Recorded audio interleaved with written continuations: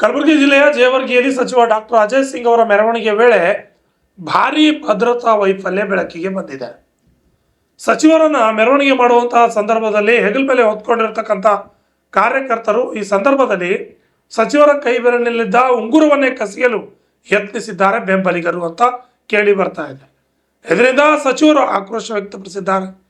ಜೇವರ್ಗಿಯಲ್ಲಿ ಕೆಲ ಕಾಲ ಆತಂಕದ ವಾತಾವರಣ ಸೃಷ್ಟಿಯಾಗಿತ್ತು. ಹೌದು, ನೂತನ ಸಚಿವರಾಗಿ ಅಧಿಕಾರ ಸ್ವೀಕರಿಸಿದ ಬಳಿಕ ಪ್ರಥಮ ಬಾರಿಗೆ ತಮ್ಮ ಸ್ವಕ್ಷೇತ್ರ ಜೇವರ್ಗಿಗೆ ಆಗಮಿಸಿದ ಡಾಕ್ಟರ್ ಅಜಯ್ ಸಿಂಗ್ ಅವರಿಗೆ ಕಾರ್ಯಕರ್ತರು ಅದ್ದೂರಿಯಾಗಿ ಸ್ವಾಗತ ಕೋರಲಾಯಿತು. ಸರ್ಕಾರಿ ವಾಹನವನ್ನು ಪಕ್ಕಕ್ಕಿಟ್ಟು ಜಿವೋ ಪೆಟ್ರೋಲ್ ಪಂಪ್ ಬಳಿ ಬುಲೆಟ್ ಬೈಕ್ ಏರಿ ಆಗಮಿಸಿದ ಸಚಿವರನ್ನ ಕಂಡು ಸಾವಿರಾರು ಕಾರ್ಯಕರ್ತರು ಉತ್ಸಾಹ ಮುಗಿಲು ಮುಟ್ಟಿತು.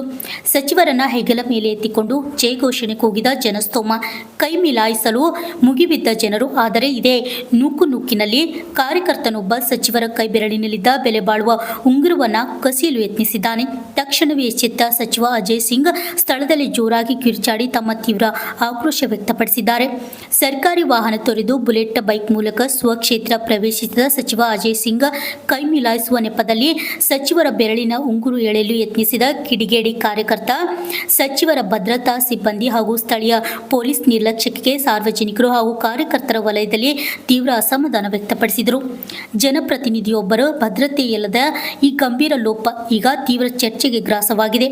ಬೆಂಬಲಿಗರ ಅತಿಯಾದ ಉತ್ಸಾಹ ಹಾಗೂ ಪೊಲೀಸ್ ಇಲಾಖೆಯ ಭದ್ರತಾ ವೈಫಲ್ಯವೇ ಇಂತಹ ಅಹಿತಕರ ಘಟನೆಗೆ ಕಾರಣವಾಗಿದೆ ಎನ್ನಲಾಗಿದೆ. Laxman Pawar, RJ32 Kannada news, Jevargi.